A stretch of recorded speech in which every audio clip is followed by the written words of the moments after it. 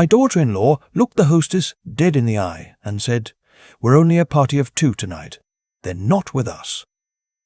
And she said it loud enough for me to hear, loud enough for my wife to hear, loud enough for the couple at the next table to look up from their menus. I stood right there, 3 feet behind her, holding my wife's arm, because her balance isn't what it used to be. I didn't say a word. I just looked at my son. He stared at the floor. That was the night I made a decision I should have made a long time ago. Let me back up, because none of this happened overnight. These things never do. My name isn't important. What matters is that I spent 31 years as a postal carrier in Dayton, Ohio.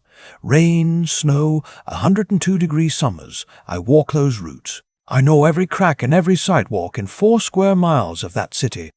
I retired at 63 with a federal pension, a bad left knee, and about $42,000 in savings that my wife Rosemary and I had been setting aside since our 30s. Rosemary taught 2nd grade for 26 years. When she retired, she had her own pension from the State Teachers Union. We weren't rich, we never pretended to be. But we owned our house outright. A 3-bedroom ranch on a quiet street we bought in 1991 for $87,000, and we had no debt. We were comfortable in the way that people who lived carefully their whole lives are comfortable. Nothing flashy, nothing extravagant. Our son, Adam, was our only child. We'd wanted more, but it didn't work out that way, so we poured everything into him. Every school play, every Little League game, every parent-teacher conference. When he struggled in high school math, I sat at the kitchen table with him 3 nights a week for a whole semester. When he got into the University of Cincinnati, Rosemary and I drove to campus every month his freshman year. Brought groceries, took him to dinner, made sure he was okay. He graduated with a degree in business administration and got a job at a logistics firm outside Columbus. He was 25, making decent money, standing on his own 2 feet.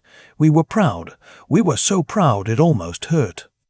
Then he met Tamsin. She was his girlfriend for 2 years before they got engaged. I'll be honest, I had questions about her from early on. Not about who she was as a person, exactly. More about who she was with Adam. She had a way of finishing his sentences that I first mistook for closeness. Later, I understood it was something else. She had opinions about where they ate, where they lived, who they spent time with. Strong opinions. And Adam just kind of went along. The first Christmas after they started dating, Rosemary spent 3 days making her mother's pierogi recipe from scratch. Tamsin arrived, looked at the spread on the table, and said she didn't eat anything with white flour. Then she talked about her parents' place in Scottsdale for 40 minutes. Rosemary smiled the whole time. That's who my wife is. I noticed. I filed it away. I told myself it was early days. They married in September, 4 years ago now. Nice wedding. We contributed $8,000. We couldn't really spare because it mattered to Adam, and honestly, because we hoped things would settle once they were official. Sometimes people soften after the wedding. The stakes feel lower. You're not auditioning anymore. Tamsin did not soften. I don't want to make her a cartoon villain. She wasn't cruel in an obvious way. She was more like a slow freeze. The calls home that used to come twice a week became once a week, then once every couple of weeks. Then when Rosemary called Adam, Tamsin would be there in the background, and the conversations got shorter and more careful. Like Adam was watching what he said. Thanksgiving the first year, we drove up to Columbus. They'd just moved into a new house, a 4-bedroom colonial in a suburb I'd never heard of, with a double garage and a fenced backyard and a kitchen that looked like something from a magazine. Adam gave us the tour. He seemed proud in the way that new homeowners are, a little nervous, watching our faces for approval. I said it was beautiful. And it was. Over dinner, Tamsin mentioned that they were thinking about going to her parents in Arizona for Christmas. It's so much easier to fly than drive, she said, especially in winter. We'd spent every Christmas with Adam since he was born. Rosemary said, "Of course, whatever works best for you two." And she smiled. I said nothing. I looked at my son. He was refilling his wine glass. That Christmas we spent the holiday alone for the first time in 36 years. The health stuff started the following spring. Rosemary began having tremors in her right hand. small ones, easy to dismiss. She thought it was carpal tunnel from years of writing on chalkboards. Our family doctor sent her to a neurologist, and after several appointments and a brain MRI that cost more than I'd like to admit, even with Medicare, she was diagnosed with early-stage Parkinson's disease. She was 64 years old. I remember sitting in that parking lot after the appointment, both of us in the car, not talking for a long time. Then Rosemary said, "Well, we'll figure it out."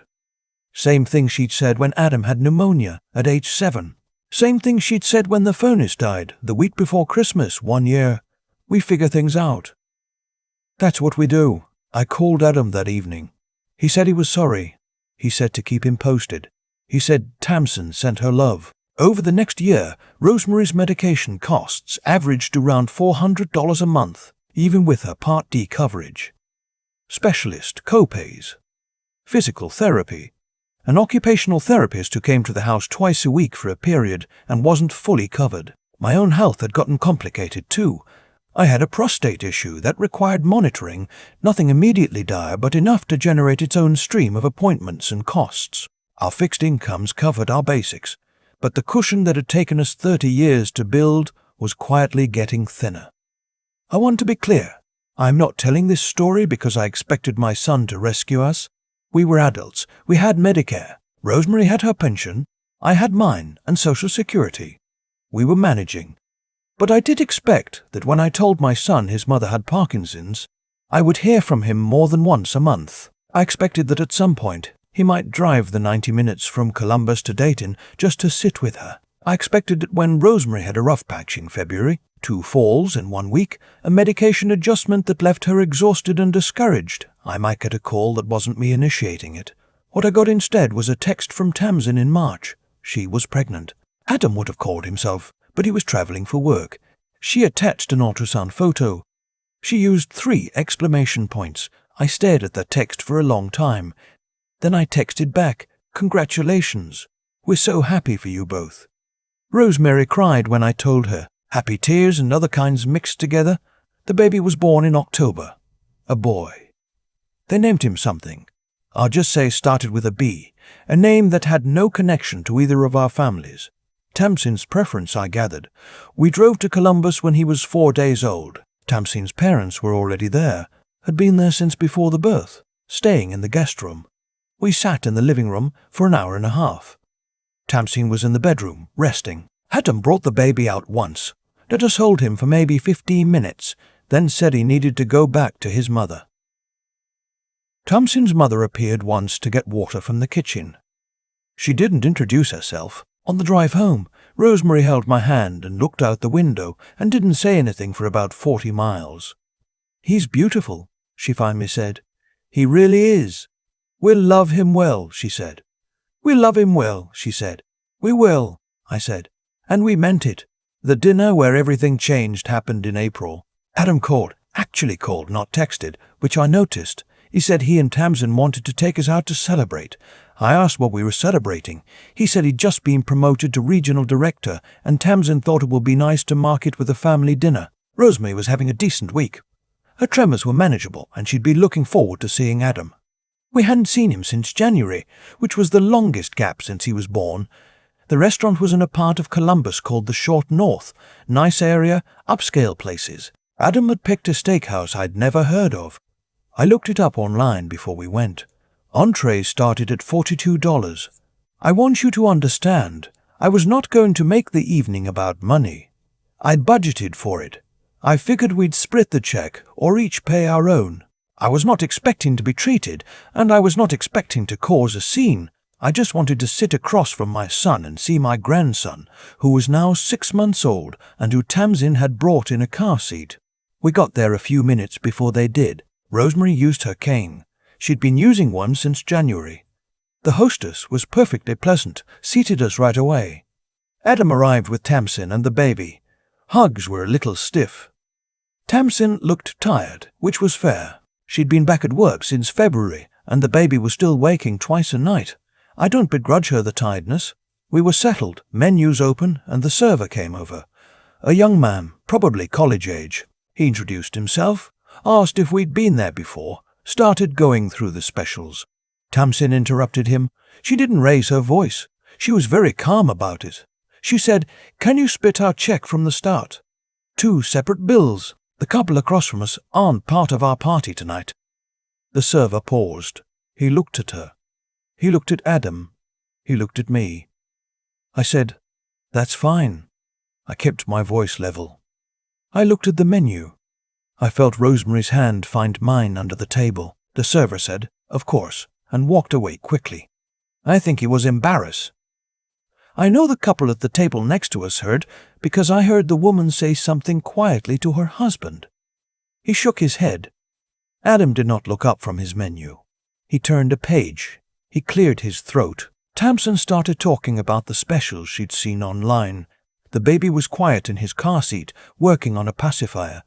Rosemary let go of my hand.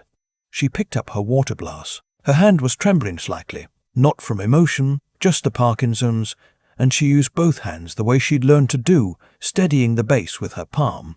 She took a sip. She set it down carefully, and then she looked at my son, and she smiled at him. And she said, "Congratulations on the promotion, sweetheart. Tell us everything about it." I have never loved that woman more than I did in that moment. Adam talked about his new role. His voice was a little too loud, a little too careful, the way people talk when they're trying to fill a room with noise so no one has to think. Tamsin chimed in about the salary and the company car. I asked questions. Rosemary asked questions. We ate bread. We ordered food. The baby started fussing during the main course, and Tamsin took him out to the lobby, which gave me about 6 minutes alone with my son. He was cutting into his steak. He wouldn't look at me. I said quietly, "I'm not going to make tonight about what just happened, but I need you to know that I noticed, and I need you to know your mother noticed." He chewed. He swallowed. He said, "She was just talking about the logistics of the check, Dad. She handles all our finances." I nodded. I took a bite of my food. "It was excellent.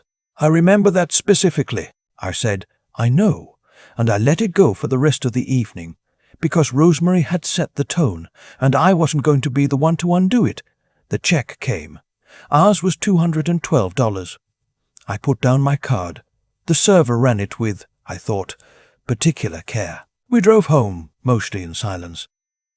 Somewhere around the halfway point, Rosemary said, "I've been thinking." "About what?" "About the house." I glanced at her. "What about it?" "We should talk to someone. A financial planner or an elder law attorney about what we want to happen, while we're still the ones making decisions." I said, "I think that's exactly right. I've been thinking the same thing for months, but I hadn't said it out loud, I think, because saying it out loud made it real, made it about acknowledging that Rosemary's illness was going to progress, that my own health was uncertain, that we were in the part of life where planning ahead wasn't pessimism, it was responsibility. We had the house, paid off, as I mentioned. In the current market, it appraised somewhere between $330,000 and $360,000. We had retirement accounts, IRAs, a small 403B from Rosemary's teaching years. Not nothing, not a fortune. But enough that what happened to it mattered. I made an appointment with an attorney my neighbor had used. Elder law specialist, good reputation, offices downtown. Her name was not important. What she told me was, she laid out our options clearly. She explained the difference between leaving things to someone outright versus putting them in trust. She explained that a trust could specify conditions, not punitive conditions, not vengeful ones, but protective ones. She explained that we could name a professional trustee if we chose, someone with no personal stake, whose job was simply to ensure the money went where we intended and was used the way we intended. She asked us what we cared most about. Rosemary said, "I want to make sure he's okay. Adam, even if things are hard between us right now, he's our son. But I also want to make sure." She paused. She steadied her hands in her lap. "I want to make sure the grandchild is taken care of. Directly, not through someone else." The attorney nodded. She'd heard this before. You could tell we spent 2 more appointments working out the details. The house would go to Adam eventually, but not outright. It would be managed by a professional trustee through a revocable living trust. The trustee would be authorized to sell the home and manage the proceeds. Adam would receive income distributions, but the distributions would require he maintain a relationship with us, not defined punitively, just contact, visits, basic presence as a son. For our grandson, we set up a separate education trust. Whatever was left after our care costs would go directly into it, managed by the same trustee, to be used for his education and early adult expenses, not controlled by Adam, not controlled by Tamsin, directly to the boy. There was also a letter of instruction, not legally binding, but attached to the trust documents. I wrote it myself over 3 evenings at the kitchen table. I explained our decisions, not with bitterness, with clarity. I said that I loved Adam and always would. I said that I hoped he would use the time we had left together better than he had used the time recently. I said that if he chose not to, that was his decision, but it would have consequences I had chosen to put in place calmly and deliberately, while I was of sound mind, because I believed it was the right thing to do. I did not tell Adam about any of this. Months passed. The baby's first birthday came and went. We were not invited to the party. I found out about it from a photo Adam posted online. Rosemary saw it first. She didn't say anything. She just closed the laptop and asked if I wanted tea. I said yes. She made the tea. We sat at the kitchen table. Outside the window, the maple in the backyard was starting to turn. It always went early, that tree, the first red of the season. "I'm not angry," Rosemary said. "I know. I'm just tired. I know that too." She wrapped both hands around her mug. "I think we should stop waiting. Stop waiting for what? For him to come around on his own." She looked at me. "I think you should call him. And I think you should tell him some things. Not everything, but some things. Because I don't want to be sitting at this table in 2 years having the same conversation. She was right. She is usually right. I call Adam the following Sunday. I asked him if he could come down the weekend after that. Just him. I didn't say just him, but he understood what I meant. He was quiet for a moment. Then he said he'd see what he could do. He came alone on a Saturday, drove down in the morning, arrived before lunch. I had coffee ready. We sat at the same kitchen table where I'd helped him with math 25 years ago. I told him that his mother was not well and was going to continue getting less well, and that whatever time she had at full capacity was time that was running out. I said it plainly, without drama, because that's how he needed to hear it. I told him that I had felt for the past several years that I was losing my son, not to distance. Columbus was 90 minutes, to a kind of erasure, that he had drifted into a life where Rosemary and I were at the perimeter, and that I understood marriage required its own center of gravity, but that a perimeter and a removal were different things.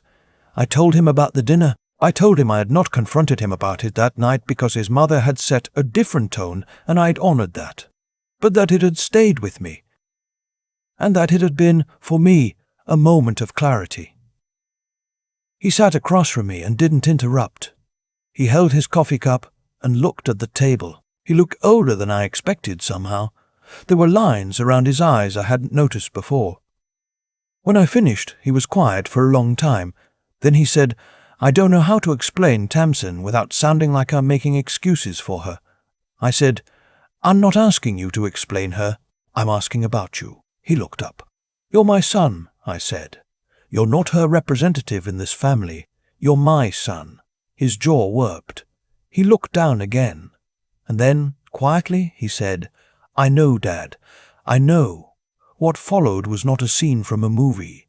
He didn't break down. I didn't break down. We talked for another hour, maybe more. He told me things I hadn't known, that the years since the wedding had been harder than they looked from the outside, that there were things he was working through, that he'd missed us more than he'd said. I told him that missing us was not the same as being present with us. He said he understood.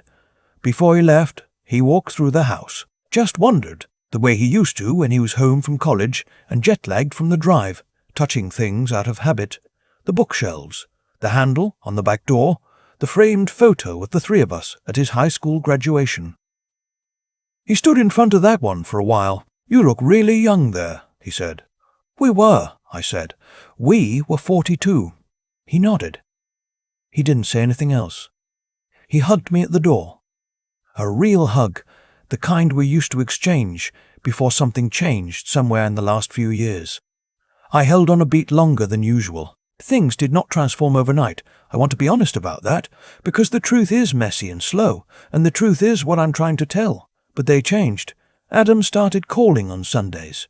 Not every Sunday, but most of them. He brought the baby down in December, just him and the boy. A Saturday visit while Tamsin was at a conference. Rosemary sat on the couch with her grandson for 2 hours and read him the same board book 4 times in a row. Her hands were steadier that day than they'd been in months. I don't know if that was medical or something else, but that's what I remember. In February, he called me on a Tuesday evening, which was unexpected. He said he'd been thinking about the dinner. He said he should have said something that night. He said he told Tamsin that. I didn't ask what she'd said in response. I thanked him for calling. He came down for Rosemary's birthday in March. He showed up with flowers and the baby, and he sat at our table and ate her pot roast, and he stayed until almost 9 o'clock. When he was leaving, Rosemary walked him to the car, slowly, with her cane, in the cold. And I watched from the doorway as she said something to him, and he put his arms around her, gently, careful of her balance. She came back inside with pink cheeks from the cold, and she looked at me and said, "He apologized." I said, "Good." She sat down in her chair and took off her coat. "He meant it." "I believe you," I said. She picked up her book. She'd been reading the same chapter for a week, because her eyes tired quickly now, and she had to stop and rest. She found her page. "He's going to be okay," she said. "He just needed someone to pull him back." I sat down across from her. I picked up my own book. "He needed to know there were stakes," I said. She considered this. "Is that what it was?" "Partly." She turned a page she hadn't read yet. Then she turned it back. "Did you ever tell him about the attorney?" "The trust?" "No." "Are you going to?" "I thought about it." "Someday, when it's relevant." I paused. "Or maybe he'll just understand when the time comes." She nodded slowly. "That might be kinder, or more educational," I said. She laughed. "A real one." I hadn't heard that in a while. Outside, the maple was still bare from winter, but the yard light caught the ends of the branches, and there was something starting there, the faint suggestion of buds, still weeks away from anything visible but present, in the way that things that are coming make themselves known before they arrive. I turned to the first page of my chapter. Rosemary turned to hers. The house was warm and quiet, and we were, for that moment, exactly where we should be.